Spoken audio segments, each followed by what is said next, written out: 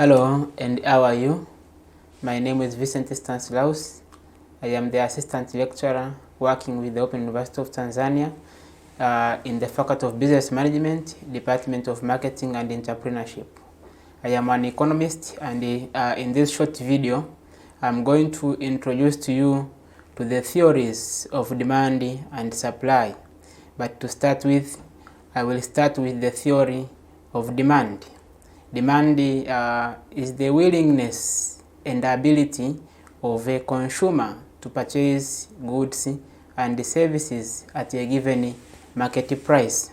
Therefore, demand can be at an individual level, or it can be at a macro level. It can be at a micro level or at a macro level. Therefore, I'm going to briefly give a definition of the concept, and I will also discuss with you the law of demand.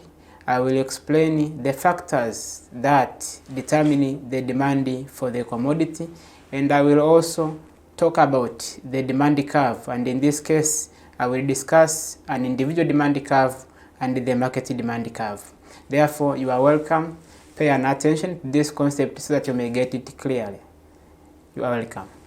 Okay, so as I said in the brief introduction, our topic today is the theories of demand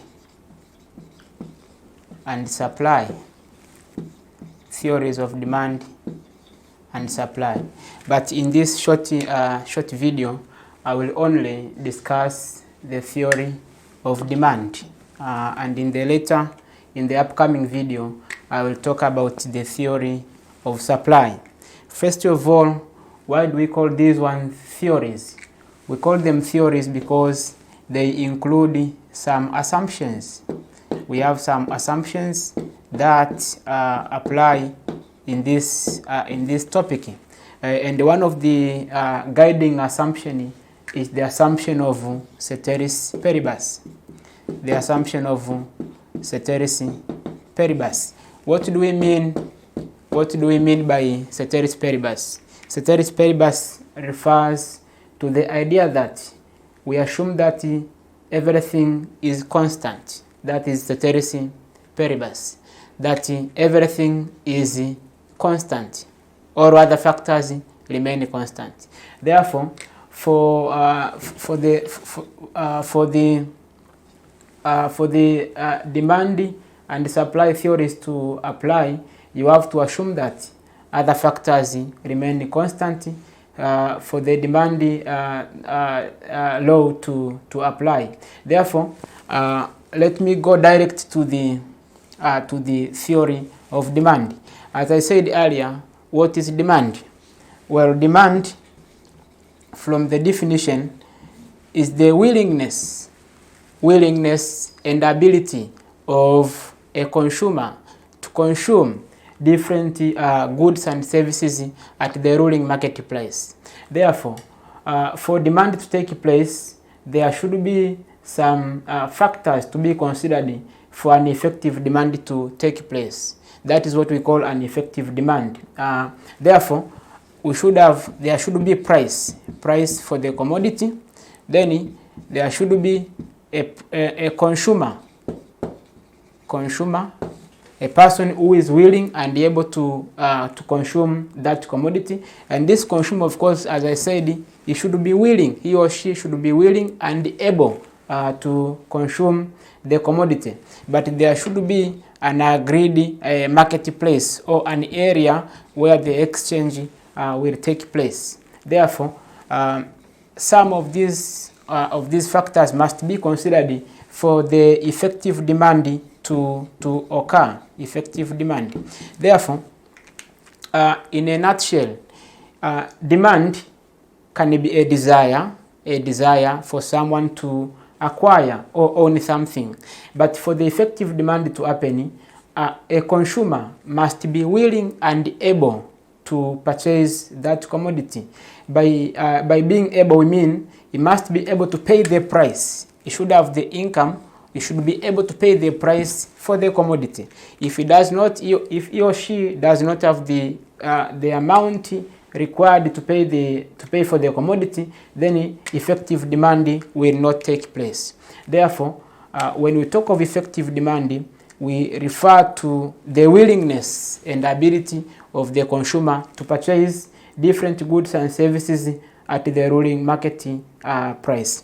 Therefore, after we have seen that simple definition, let me now talk about the factors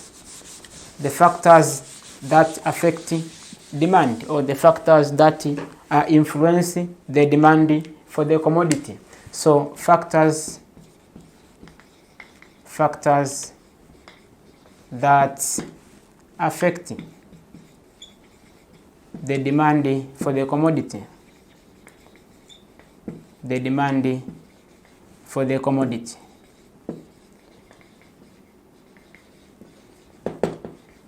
The factors. What are the factors? Well, for effective demand to take place, there should be some guiding factors. These factors, when they are constant, as I said earlier, when the ceteris paribus condition applies, then the demand will take place. The first factor is the price for the commodity. Remember, as I defined the concept, I said demand is the willingness and the ability of the consumer to pay. So there should be price. What are you paying for? You are paying for the commodity. And in this case, this is what brings us to the law of demand, which I will introduce it to you later on. That as the price of the commodity increases, if there is an increase in the price, we expect that there will be a decrease in the quantity demanded of the commodity. So this is how the price of the commodity affects the demand. That when there is higher price for the commodity, the quantity demand of the commodity is likely to decrease. And if there is a lower price for the commodity, we expect the quantity of the commodity to increase. Therefore, demand will be high if the price is low, and demand will be low if the price is high. Therefore, this is the first factor that affects the demand for the commodity, or the demand for the good or service. The other factor is the income of the consumer. Income of the consumer. Willingness and ability means that you should be having enough income, or the income required to purchase the commodity. Therefore, this is also an inverse relationship between quantity demanded and income. There is an inverse relationship between quantity demanded and income, meaning that if there is an increase in income, let's call it Y. If there is an increase in income of the consumer, we expect that the quantity demanded of the consumer will also increase. This is the positive relationship.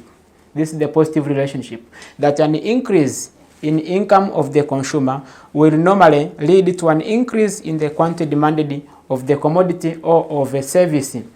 But conversely is that if there is a decrease in the income of the consumer, the idea here is that there will also be a decrease in the quantity demanded of the commodity or service. But you should consider the nature of the commodity. Here, the nature of the commodity must be considered, because some commodities, for example, the inferior good. For example, when we talk of the inferior goods, what are the inferior goods? Inferior goods are the goods that when the income of the consumer increases, if there is an increase in the income of the consumer for an inferior good, then the demand for an inferior good is likely to decrease. There will be a decrease in demand. Because an inferior good, for example, in Tanzanian context, we can take an example of cassava. That is an example.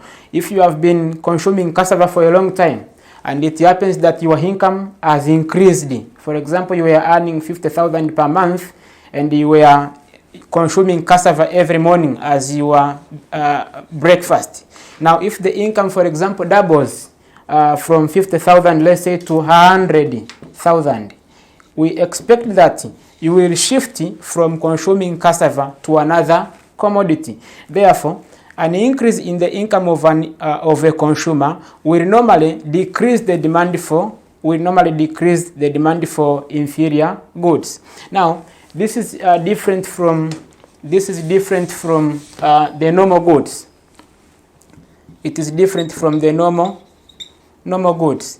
Normal goods, in this case, there is a positive relationship that if there is an increase in the income of a consumer, it will lead to an increase in the demand, in the quantity demanded of a normal good. Therefore, normal goods, normally if there is an increase in income, it will lead to an increase in the quantity demanded of the normal goods. Therefore, this is the next thing, it is the other point, it is the other factor that affects demand, income of the consumer. The other factor that influence or affect the demand for the commodity, well, is the taste and the preference. We call it TP, taste and the preference. Therefore, if there is an increase in the taste and the preference of a given good, we expect that the quantity demanded of that good will also increase. Okay, for example, if you prefer to drink, for example, Kilimanjaro water, that is what you prefer, that is the taste and the preference for the Kilimanjaro water, for example. We expect that there will be an increase if the taste and the preference for that water is high. Therefore, we expect that the quantity demanded of that water will also increase. But for example, if your taste and the preference is, let's say, on Dasani, for example, so we expect that the quantity demand of the other waters, other types of water will decrease, but the quantity demanded for Dasani will normally increase. That is how the taste and the preference affects the quantity demanded for the commodity. The other factor is the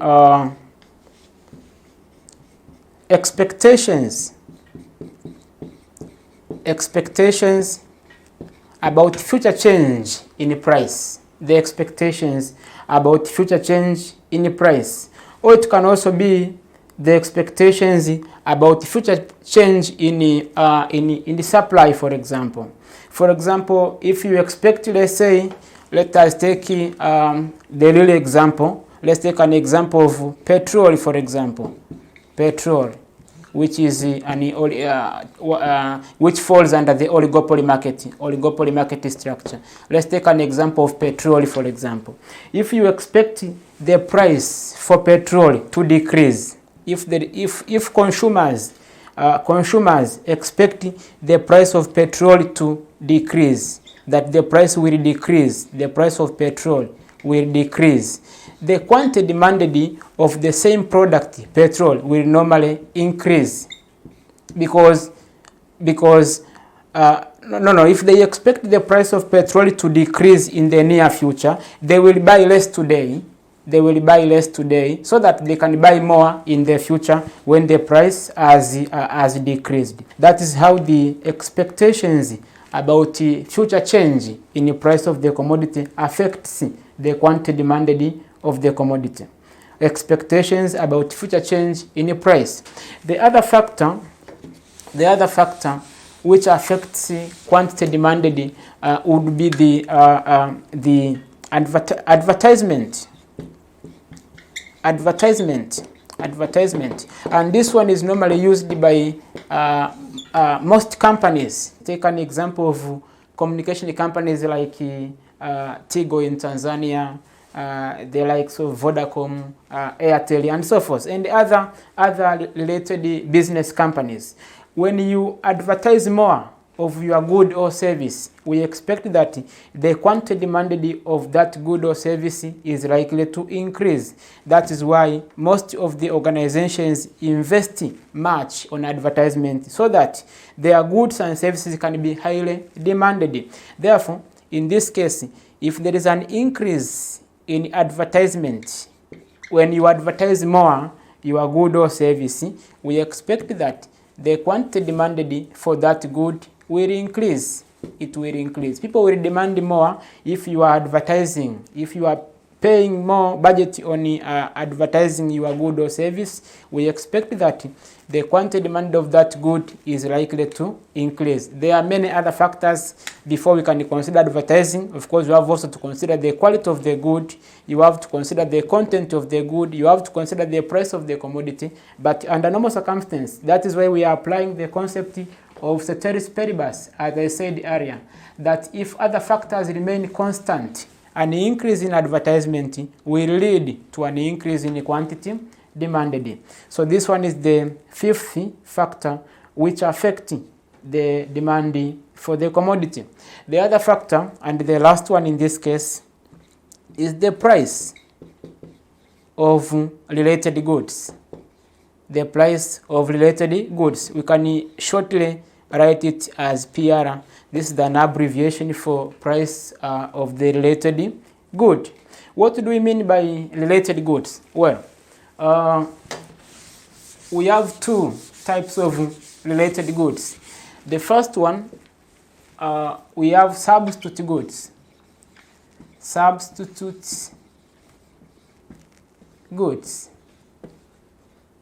Goods. Price of related goods. This is our point. This is the factor which affects the quantity demanded for the commodity, and under the same factor we are saying that we have substitute goods. What are substitute goods? These are goods whereby if there is an increase in the price for one good, there will be a decrease in the quantity demanded of the other. There will be an increase in the quantity demanded of the other good. That is substitute goods. Let's take an example of say tea and coffee. These are substitutes, meaning that under normal circumstances, under ceteris paribus, if you miss tea, you can take coffee. If you miss tea, you can use coffee. Under normal circumstances, we are applying the concept, the theory of ceteris paribus, that under normal circumstances, if a consumer misses tea, he can choose to drink coffee. So if there is an increase in the price of tea, for example, we expect the quantity demanded of coffee to increase. Why? Because people will shift from tea and they will start drinking coffee because the price of tea has increased. When you increase the price of tea, people will shift from tea because the price has increased. They will now start consuming coffee because the price for coffee has either decreased or it has remained constant. It has not changed. Therefore, this is how the substitute goods affects the demand for the commodity. This is the relationship between the price and the quantity demanded for the substitute goods. That as the price of one commodity increases, the quantity demand of the other commodity increases and vice versa. Okay? And the other type of related goods which are related, we have the complements. Complement goods. Complement goods. Well, you can think of many other examples. There are many other examples that will represent the substitute goods, but in our case, we have used the tea and the coffee.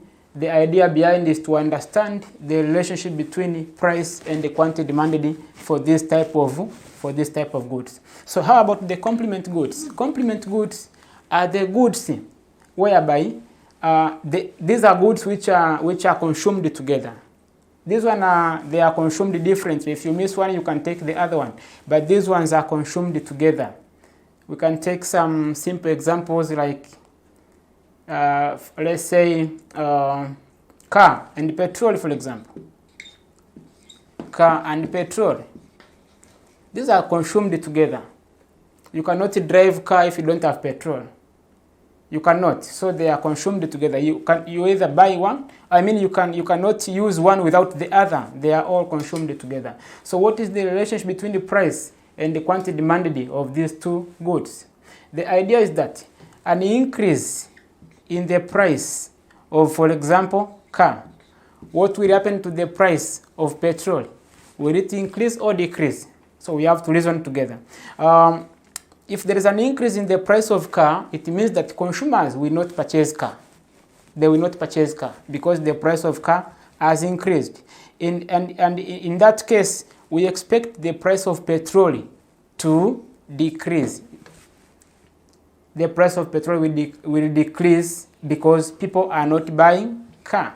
They are not buying car. But it can also happen that if there is a scarcity of cars, it means that petrol company owners will be having, of course, they will be having much stock of petrol. They will be having a huge stock of petrol, and therefore they can either lower the price in order to attract. They can lower the price in order to attract demand, or they can increase the price of petrol. But complement goods. These are the goods where when the price of one of the commodity increases, we expect the quantity demanded of the other commodity to decrease. So this is the relationship between complement goods and this is another factor which affects the demand for the commodity. And we said this is the price of the related goods, and this factor. We mentioned the two types, the substitute goods and the complement goods. You can think of many examples under the substitute goods and the complement goods, and you can try to think aloud the relation between the price and the quantity demand of those goods. We have taken an example of tea and coffee, and we have taken an example of car and the petrol. Okay, so we have mentioned about 6 factors which affect the demand for the commodity. There are many factors. You can think of many other factors.